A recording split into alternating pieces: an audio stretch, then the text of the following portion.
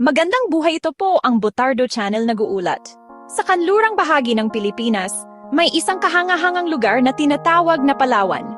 Madalas itong tinuturing na huling hangganan ng bansa dahil sa yaman ng kalikasan at ganda ng tanawin. Dito matatagpuan ang Puerto Princesa Underground River, isa sa 7 kamanghamanghang tanawin sa mundo. Kung sasakay ka ng bangka, mararamdaman mo ang hiwaga at katahimikan ng kuweba. Madilim, malamig, at para bang pumapasok ka sa isang lihim na mundo. Ang bawat patak ng tubig at bawat aninag ng bato ay may kwento ng sinaunang panahon, ngunit hindi lang sa lupa makita ang kabighanian ng Palawan. Narito ang Tubataha Reefs, tahanan ng samut-saring isda at makukulay na korales. Sa ilalim ng dagat, naglalaro ang buhay na nagbibigay kabuhayan sa marami. Hindi lamang ito yaman, ito ay pamana na dapat pahalagahan at ingatan. Para sa mga Palawenyo, mahalaga ang kalikasan, bahagi ng kanilang araw-araw na buhay. Ang dagat ay hindi lamang kabuhayan. Ito rin ay aruga para sa susunod na henerasyon. Mahalaga rin sa kanilang kultura ang mga katutubong Palawan at Tagbanua.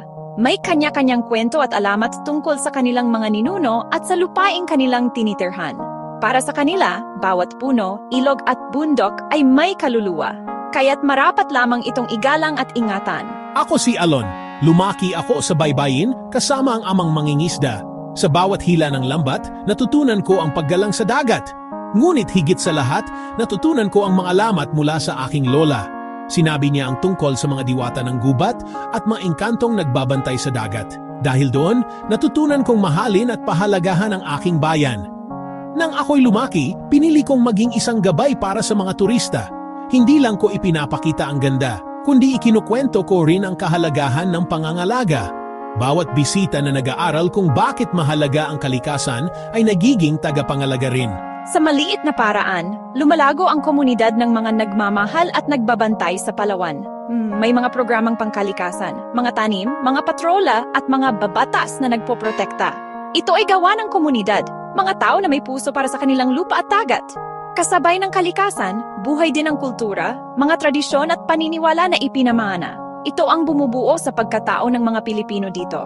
Kaya hanggang ngayon, ang Palawan ay hindi lang dinarayo dahil sa kagandahan. Ang tunay na kayamanan ay hindi ginto o pilak.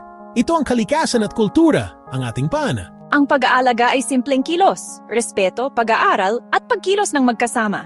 Kapag magkakaisa, mananatiling buhay ang mga susunod na kwento ng Palawan. Ang Palawan, isang paalala na ang pangangalaga ay pagmamahal sa ating pinagmulan. Tara, alagaan natin, hindi lang para sa atin, kundi para sa mga susunod na henerasyon. Ang kwento ng Palawan ay patuloy. Kasama ka. Ito ang Botardo Channel. Nagpapasalamat sa panood. Please like, share, comments, and subscribe upang patuloy ang upload ko ng content kagaya nito. Salamat po. Ingat, see you next video. God bless everyone.